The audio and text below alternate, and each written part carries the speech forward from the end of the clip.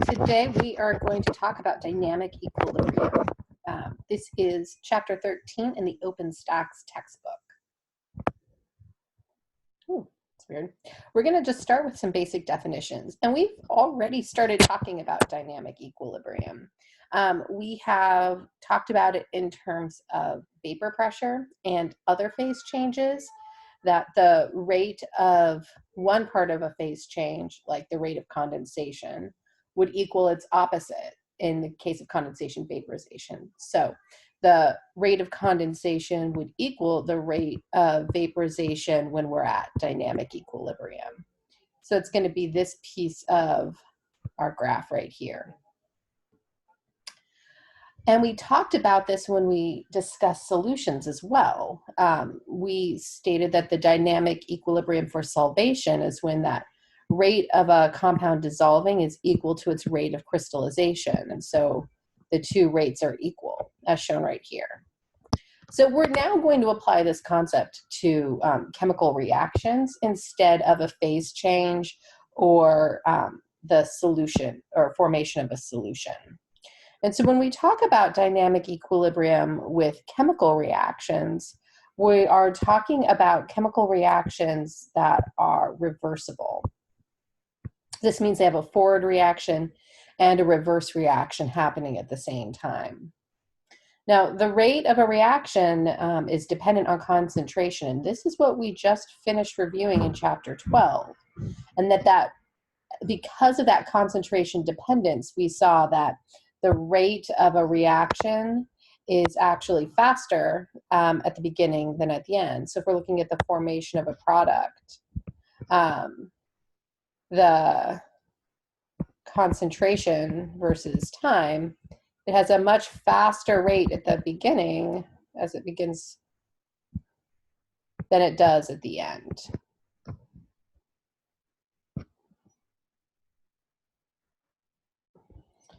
We are also going to be looking at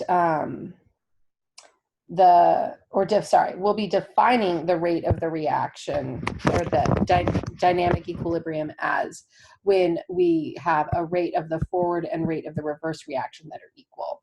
And so we'll talk about what this means here a little bit more. Let's talk about it in the context of an example. Let's look at the combustion of hydrogen and also splitting water. So hydrogen, when it's combusted, and a great example of this is in a fuel cell of a car that runs on hydrogen for gas. We combine H2 and oxygen and form water. Let's do this in a different color. And the products here are water, reactants are hydrogen and oxygen. When water is split during photosynthesis, that water becomes hydrogen gas and oxygen gas. We discussed this, the catalysis of this reaction in a controlled manner in our last chapter as well. So these are basically the same reaction, just flipped. I'm just switching which are my reactants and which are my products. So I can actually rewrite this in a totally different way. I can rewrite this in one chemical reaction where I have my hydrogen and oxygen on one side and my water on the other. And I'm using these arrows right here reverse to indicate that the forward reaction and the reverse reaction happen. And you might see the arrows drawn like this. More commonly, you'll see two half arrows like this to indicate a reversible reaction.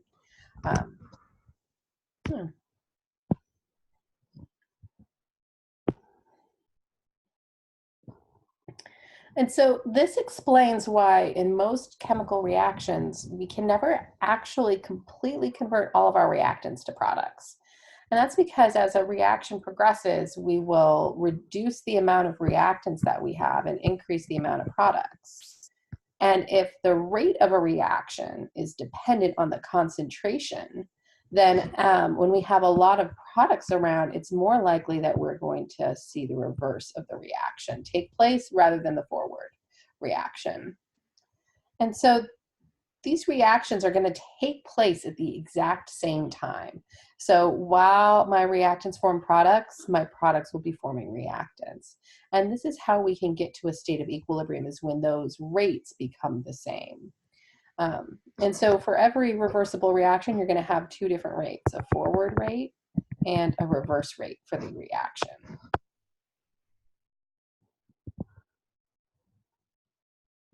So let's look at one of these over time.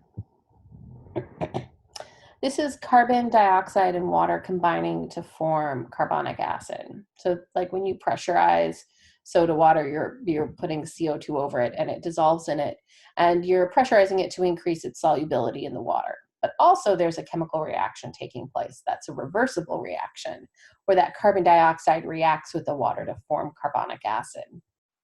So at the very beginning of the reaction, we're going to call this time 0, we have a lot of reactants. We have carbon dioxide and we have water, and we have no products. But now as time progresses, we're going to form products, right? And so after a minute, let's say we form a little bit of carbonic acid, but we still mostly have reactants. Since my concentration of my reactants is higher, my rate of the forward reaction will be faster,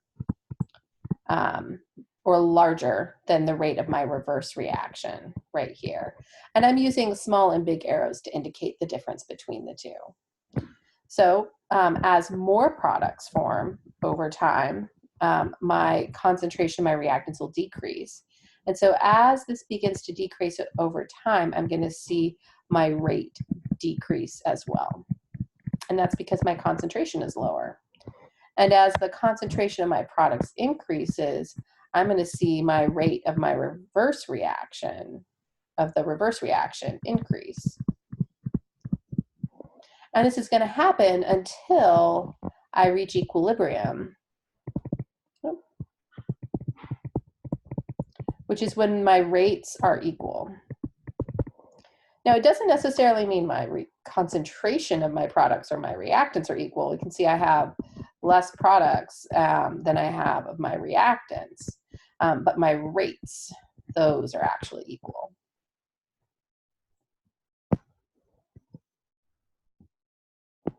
So this is a graphical representation of the exact same idea, that when I have my products, or let's look at my reactants first.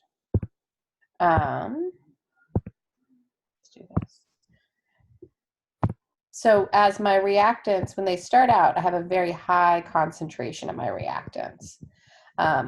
And my reactant concentration is going to change over time.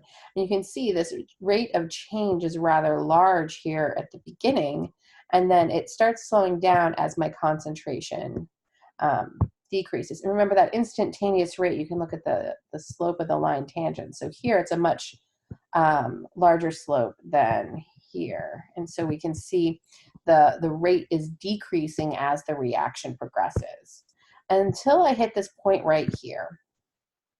Now, at the same time that this is happening, my concentration of products, which is 0 at the beginning, starts increasing. And the rate of its formation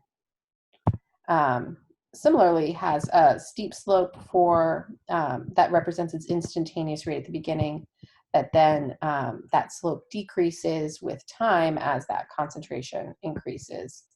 And we then hit, again, that magic spot right here, where then we see the rate of the reaction stay constant. And that means that I've reached equilibrium once that happens. Now, these lines being at different places on this concentration scale mean I do not have equal amounts of my reactants or my products, but the rate is not changing. The reactions are still happening. And that's that thing about equilibrium, remember? It doesn't look like there's a change taking place because our concentrations aren't changing, but the forward reaction is constantly happening and the reverse reaction is constantly happening. This is just like a seagull flying into a wind and not actually making any progress in terms of translational movement relative to the ground. So I'll state that again, because I think this is kind of a key misconception about equilibrium when we think about chemical reactions, that your rates of the reaction are going to be equal, but the concentrations of the reactants and products, they do not have to be equal. They might be, they don't have to be, and most often won't be. So when we reach equilibrium, the rates will be the same and the concentrations won't change. The concentrations won't necessarily be equal. And so we'll have two potential situations. Well, three, they could be equal, or I could have more reactants than products. And in this case, my reaction is going to favor reactants. And that just means I have more reactants around than products. Or I can have a case where I have more products than reactants, and I can say that the reaction favors the products at equilibrium. And again, I'm using this language of favor just to say there's more products. So let's look at two examples of this. Let's start with looking at the decomposition of N2O4 to two NO2 molecules. This is an example of a reaction where our concentration of our reactants, which is the N2O4, is going to be greater than the products, which is our NO2. So if I looked at this reaction over time, here's my time axis right here. My concentration of my products is at 0. My concentration of reactants is at the initial concentration. And over time, my reactants are going to decrease and my products are going to increase as my reactants are converted into products, until I hit this magic point right here at equilibrium where those rates stay constant. Now, notice they stay constant, but we're looking at this axis right here that's concentration. The concentration of my N2O4 is greater than the concentration of the NO2 in the reaction. So this reaction will appear to stop, like it will stop changing, even though it's still going on. And I'll still have more of my reactants around than my products.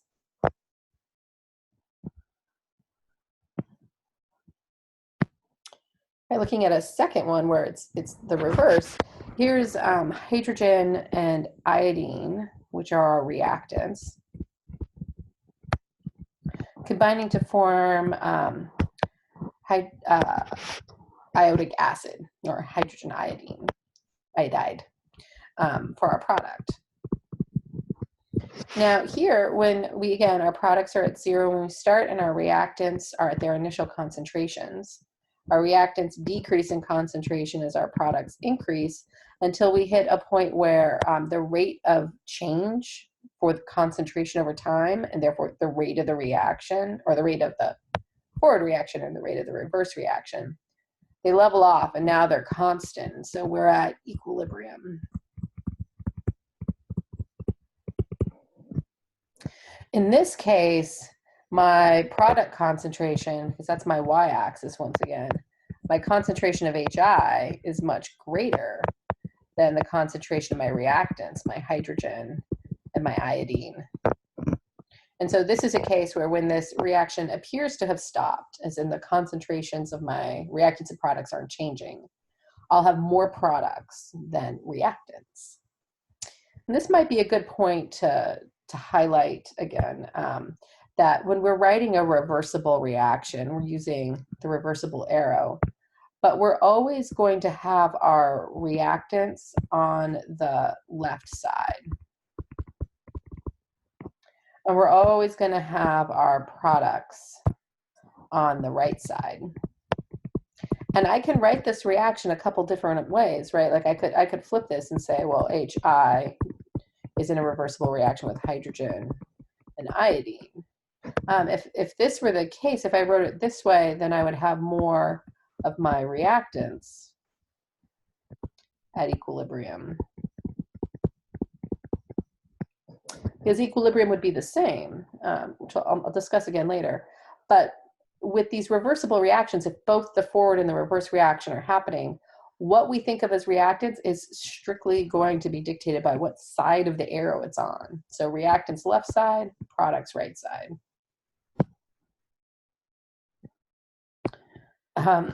Which brings us to this idea that equilibrium can be reached from either direction. So if I start out with N2O4 as my reactants, and I have a whole bunch of this around, I will reach equilibrium where I have both my reactants and my products present.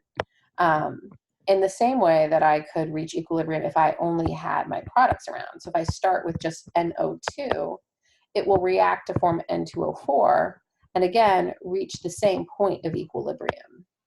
So regardless of whether or not you start with your reactants or your products, the equilibrium that's reached will be the same. And equilibrium is going to be unique for each reaction.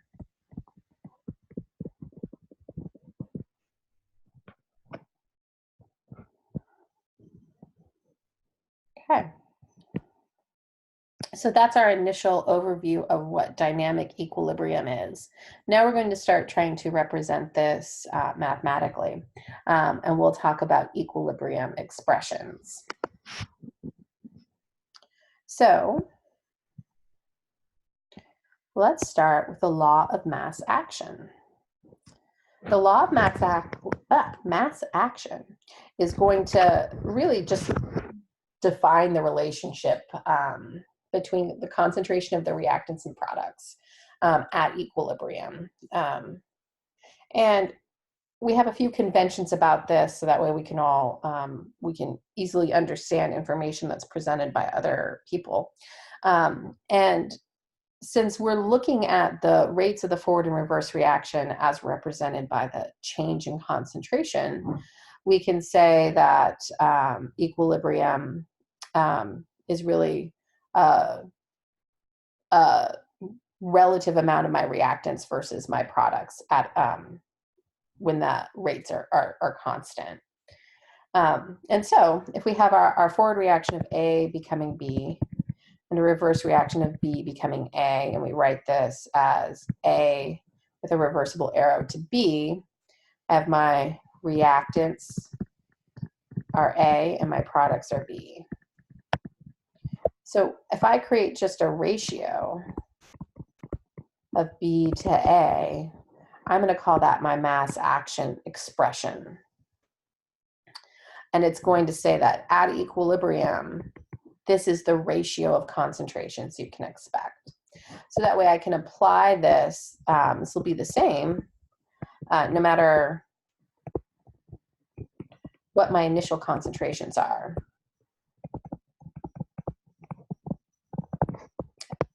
Because it'll reach equilibrium the same, and that the ratio of my reactants to products will be the same at equilibrium.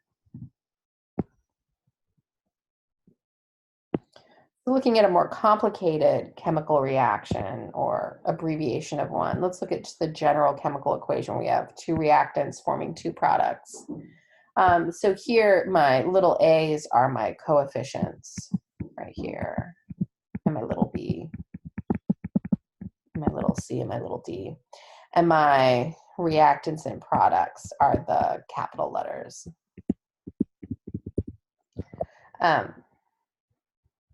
So if I'm going to create a mass action expression, I'm going to have always the concentration of my products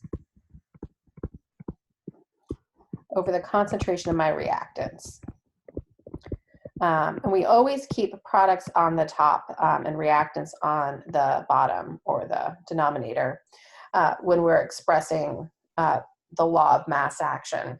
And that's just so that we all do this in the same way.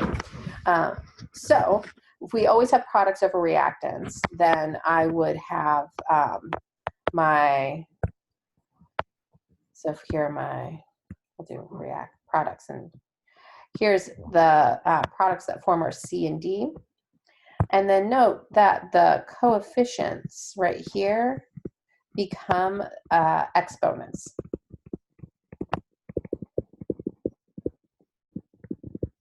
So if I have 2D, that form, I would represent that as the concentration of D squared. Now, my reactants go in the bottom, that's A and B, and again, the coefficients are going to become the exponents.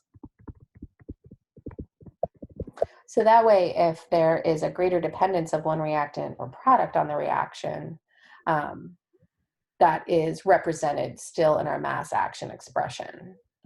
And this ratio right here, this ratio of products to reactants, that's what we are going to call K. And it's capital K.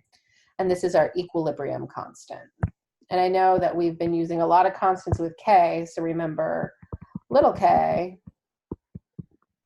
is our rate law constant. But big K is our equilibrium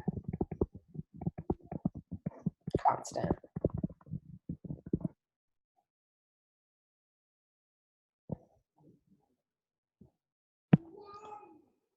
So let's do two of these, or look at two examples that we looked at earlier. And remember, we looked at N2O4 decomposing to NO2, and we had said this reaction favored reactants, and our hydrogen-forming hydrogen iodide, the products were favored.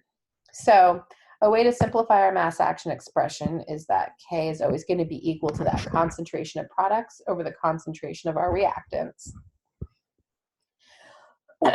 So again, remember those products, those are always going to be the right side of the equation, and the reactants will always be the left side of the chemical equation. And so my products for the N2O4 forming NO2 reaction are going to go on top, and the coefficient of 2 becomes the exponent. My reactant concentration goes on the bottom of my expression, and since I have a 1 coefficient, I essentially have a 1 exponent, which is just itself, so I can omit it. And that would be equal to K, my equilibrium constant. And since we know at equilibrium that concentration of NO2 is greater, N2O4 is greater because it favored reactants, that means I'm going to have a larger number in the denominator than in the numerator. And so I'll expect to calculate a K that's actually less than 1. For my other reaction I looked at earlier, hydrogen and iodine forming hydrogen iodide, I'll again put my product concentration on the top of my expression and raise it to the power of the coefficient, which is again 2 in this case. And then for the denominator, I'm going to put in the concentrations of my reactants. And so I have 2 reactants in this case. I have hydrogen, so I'll have the concentration of hydrogen. And I have a coefficient of 1, so I don't need to add an exponent. Or if it helps to have some consistency, you can put a 1 there.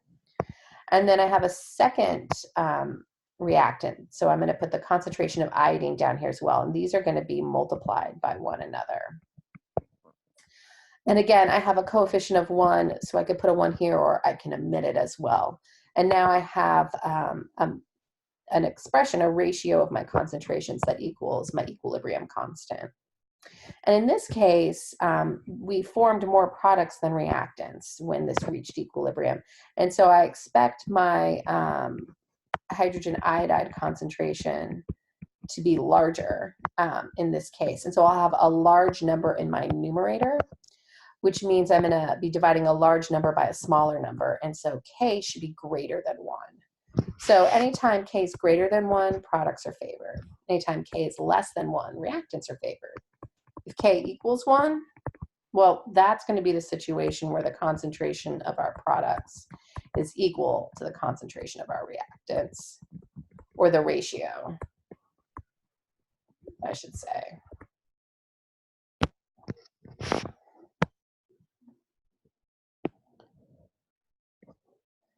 Okay, so now we can do a couple of examples of this, and I will have the solutions posted in a separate PDF document for the examples that I go through here in the lecture. So let's try calculating the equilibrium constant for that formation of hydrogen iodide. And I have some experimental data here. And I did 2 experiments so we can compare 2 different trials and see if we get something similar. So let's do experiment 1 here, and we'll do experiment 2 on this side. So first, let's remember what our equation is for this. We have hydrogen gas plus iodine gas forming hydrogen iodide. We'll call it gas too. And to balance this equation, I need a 2 coefficient in front of my hydrogen. So my equilibrium expression, or my mass action expression, is equal to the concentration of my products, my hydrogen iodide, to the exponent equal to its coefficient, which is 2, divided by the concentration of my reactants. And these both have a coefficient of 1, so I'm going to omit the exponent. Plugging in my data right here, this would look like 0.156 squared divided by 0.0222 times 0.0222. And if I plug this into my calculator, I'm going to get a number that is 49.379.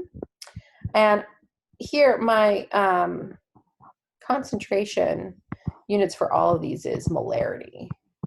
And so I would have units of molarity squared divided by molarity times molarity, which is, they all cancel out. So K is going to be unitless. Now let's try the other one, experiment 2, and see if we get something similar. So I'm going to plug in these values into my same mass action expression, this one right here. So my product concentration this time is 0.280 molar, and that's squared, divided by 0.0350 for my hydrogen concentration, molarity, and 0.0450 molar iodine. If I plug this into my calculator, I get something really similar to what I got for experiment 1, which is 49.778. So regardless of my starting concentration, these both reached equilibrium concentrations that support the similar K value. And remember, the key here is these are equilibrium concentrations. Okay, now I'm going to look at my other reaction, N2O4, forming 2 NO2 molecules. I'm going to calculate the equilibrium constant for this and confirm that my reaction actually does favor products. So we do an experiment, we combine, or we have some N2O4 and we wait until it reaches equilibrium and we measure the concentrations. And when we do that, we get a concentration of N2O4 that's 0.15 molar and a concentration of NO2 that's 11.6 molar. So my equilibrium expression is going to be equal to my products, which is my NO2 concentration, and then I have that exponent of 2, so I'll square it, divided by the concentration of my reactants, which is that N2O4. And there's an exponent of 1, so you can put that there, or you can omit it. So if I go ahead and plug in these values, again, my NO2 is here at the top, and my N2O4 is on the bottom. This is going to be equal to my 11.66 molar squared divided by 0.15 molar. If I plug that into my calculator, I get 906, which is equal to K, which is definitely greater than 1. Therefore, this reaction will favor products.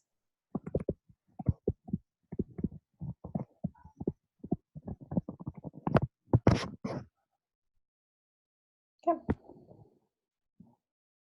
So here are a few general rules for manipulating equilibrium constants K that can come in handy, especially when you're trying to measure K values for kinetic studies,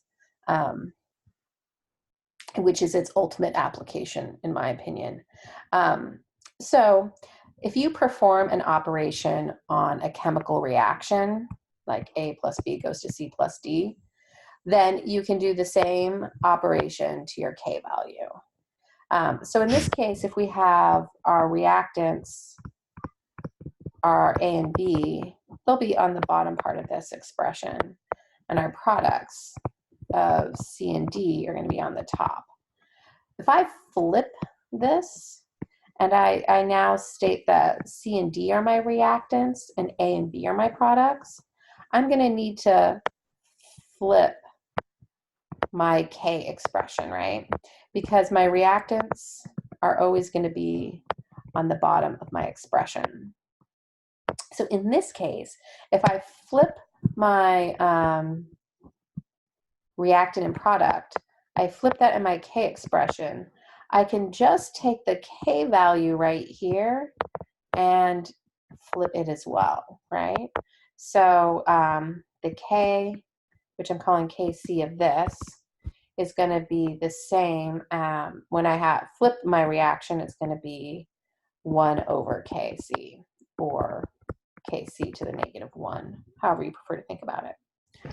So if I notice, if I know an equilibrium constant for a reaction, and I see someone is discussing the reverse of that reaction, I can just take the inverse of that equilibrium constant and know what the equilibrium constant would be for that other reaction, which can be really handy because, again, we can write this, if we can reach equilibrium from the products or from the reactants, we could write this either way, depending on what we happen to start with a high concentration of.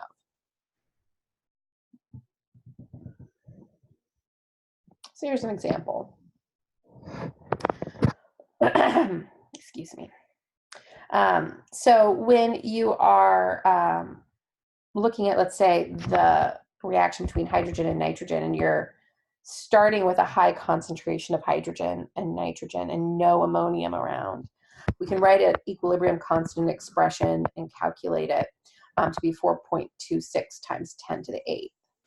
Now, if instead I start with a high concentration of ammonium and I'm observing it decompose to hydrogen and nitrogen over time, then rather than calculate my equilibrium concentrations and recalculate K, I can just take that value for my first reaction here that I already know and plug it into this expression that's the inverse of it. So 1 divided by that equilibrium constant that I already know. And so 1 divided by 4.26 times 10 to the 8th will give me 2.35 times 10 to the negative 9th. And this should make sense because this is a really large K value. So that tells me that I form a lot of NH3 relative to my reactants. So if I'm starting with NH3 as my reactant, I'm going to still have more of it at equilibrium, only now it's a reactant. And so if I have a reaction that strongly favors reactants, I should have a small K value.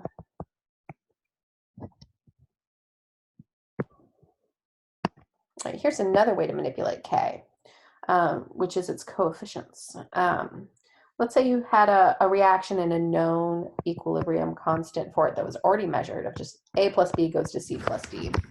And you're looking at maybe a step in a mechanism, or you're looking at this reaction and you notice it's the same reaction except the coefficients are all larger.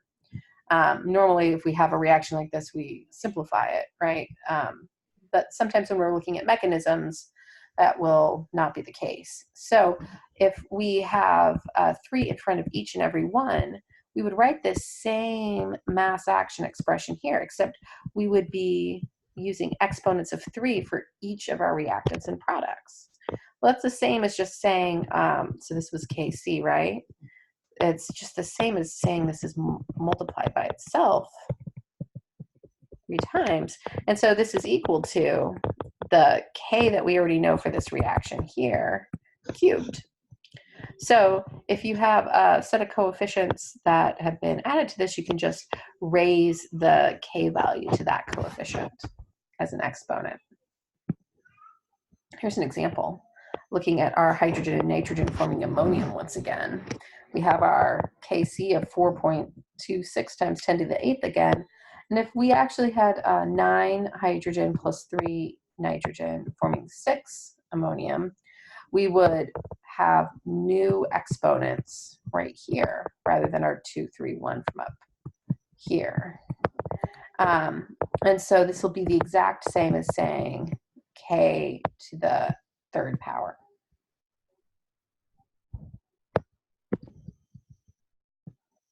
Another way to manipulate K is by combining different reactions.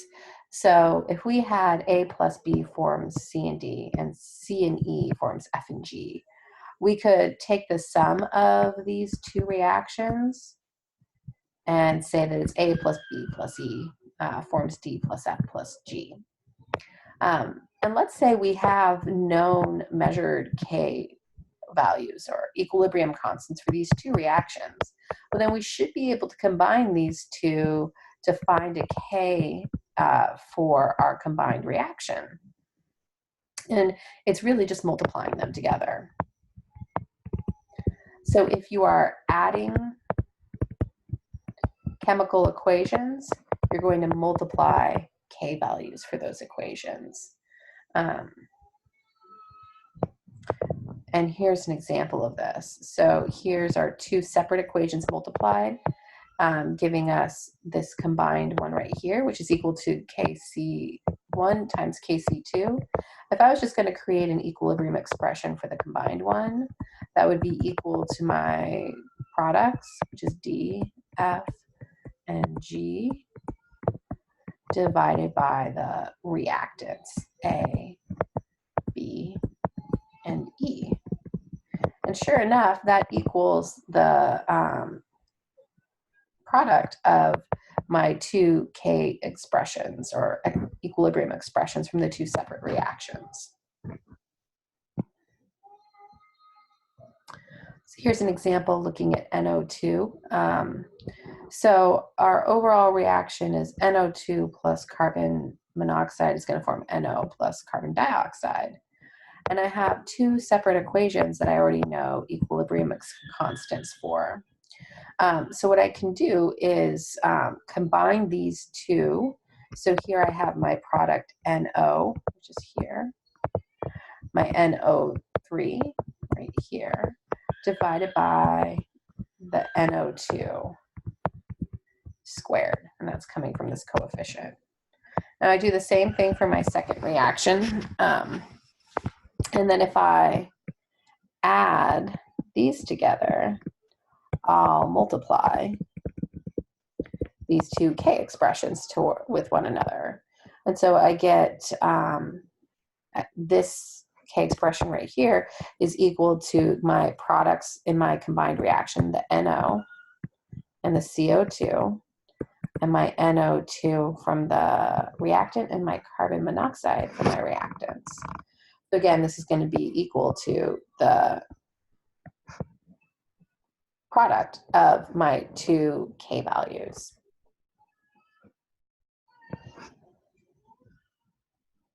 Okay, so those are some algebraic manipulations for K, which are handy to know.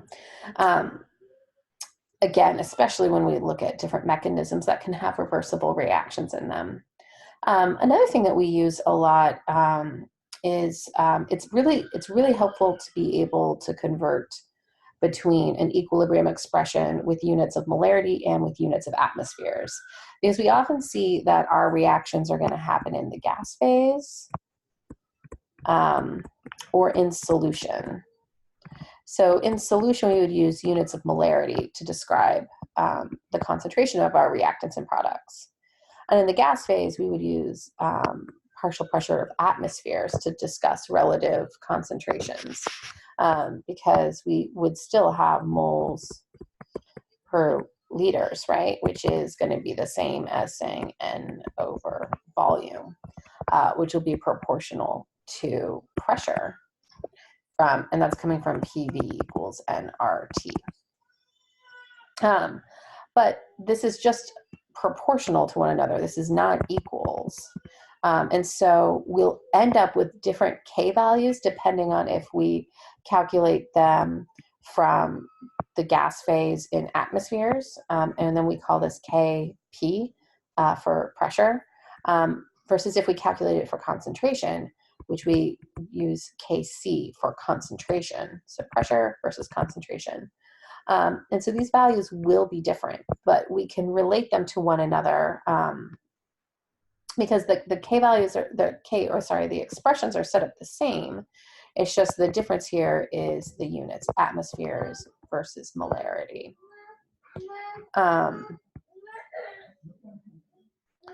And so we can relate these together using this equation right here, where our Kp value, which again, remember, is using units of atmospheres, will be equal to our concentration value right here.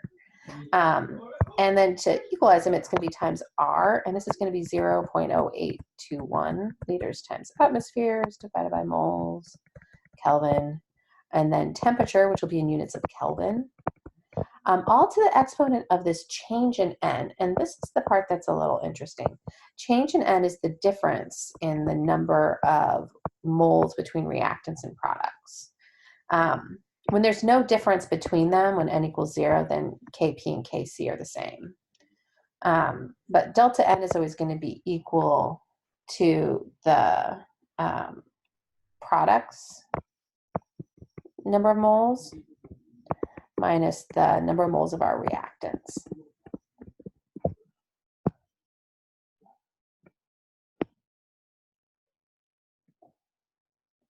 So we can look at another example right here, where we have NO2 forming N2O4. So this is the reverse.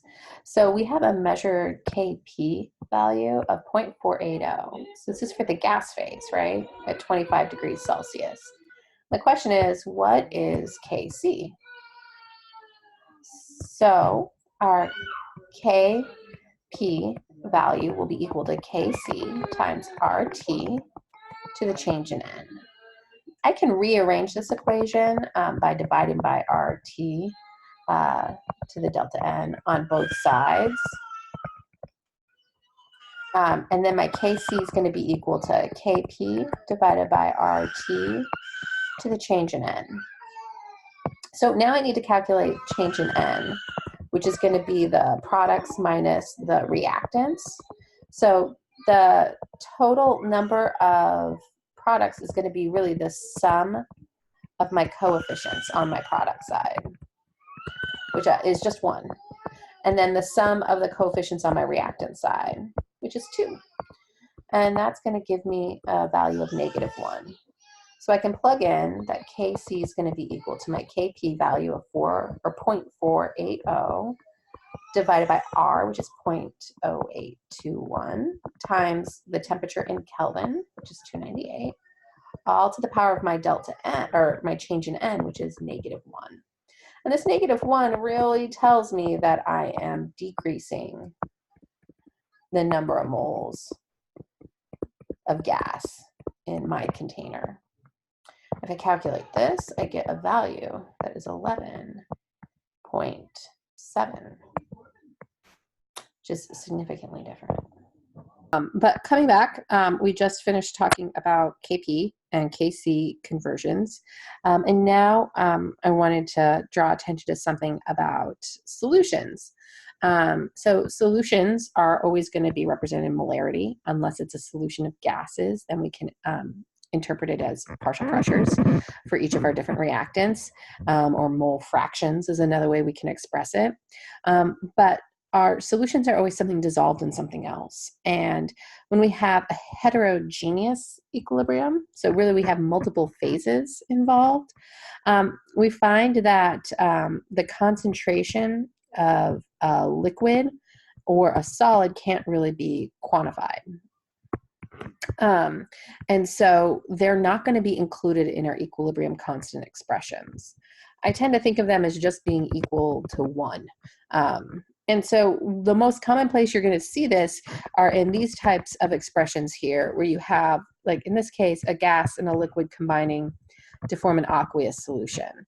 So we can handle aqueous solutions and solutions of gases in terms of our K expression, because we can say I have a certain number of moles of my gas for every liter. And then it's combined with other things in that liter, most likely, like air. But we'll be able to input these into our equilibrium expression, but not our water. And our water's concentration is, one, not measurable, and two, barely going to change if it's going to be the solvent for our chemical reaction. And so when we would normally write our K expression, our equilibrium expression, to be our products, the H plus and the HCO3 minus, and our reactants being carbon dioxide and water, this water we're going to not include, or we can think about it as one.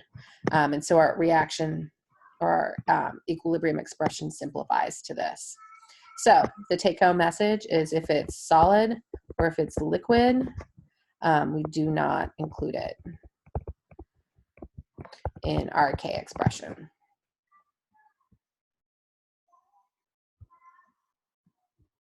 Here, so one more thing I want to talk about before we move on to Le Chatelier's principle, which is reaction quotients. And our reaction quotient is the exact same thing as our equilibrium expression in terms of how it's calculated. It's our products concentration divided by our reactants concentration. Our coefficients are used as exponents, just like in our K expression. And the difference is that Q is when calculated when we do not have equilibrium concentrations. So our concentrations are not at equilibrium. And so if we know, if we can measure our reactant and product concentrations and calculate Q, we can compare it to a known K value for the reaction, and then we can predict if we're going to form more products or reactants before this reaction reaches equilibrium. So at any point in time for a reaction, we can calculate Q. Only at equilibrium can we calculate K. So here is our reaction quotient. I like this graph because it's showing the kind of two possible worlds. This is looking at a reaction that's just A in equilibrium with a product B. So our Q expression is just going to be B divided by A. And at the very beginning of our reaction, we have A is equal to 1 and B is equal to 0. So we have all reactants and no products. And then as this reaction progresses, we could also think of another extreme where we have a lot of our products and very little of our reactants. And we don't have this situation where we have all products because equilibrium, or because it's a reversible reaction. Now, if we know what our K value is, if it's 1.45, we can have this, we know that if we're using our Q or K value as our y-axis, that we can define equilibrium as when we're at this point right here. And so as our products increase and our reactants decrease, this reaction quotient Q will also increase logarithmically until it hits equilibrium where Q equals K. And for this whole part of the graph right here, Q is less than K. And if instead we had a large number of products and very few reactants, then we would have our reaction proceed where B formed A more. And here we're going to have Q is larger than K. And this would consume products and form reactants until, again, we hit equilibrium. This is kind of coming at equilibrium from both sides, from lots of reactants or from lots of products. And right here, again, at equilibrium, our Q value is going to equal K. So just to kind of prove this to ourselves, our Q expression, again, is B divided by A. So if I want to look right here,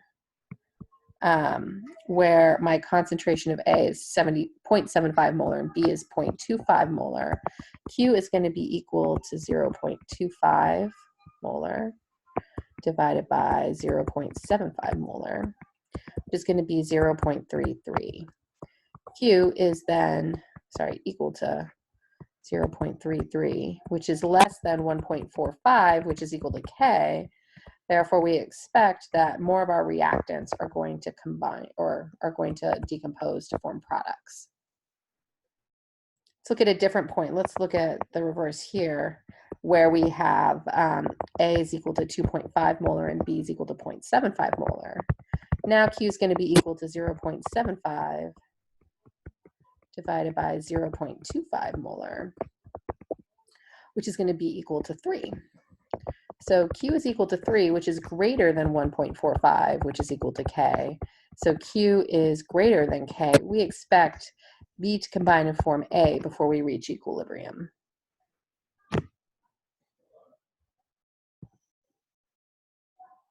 All right, I'm going to stop this video here. Our next section is going to be about Le Chatelier's principle and what happens when something at equilibrium is disturbed and no longer at equilibrium.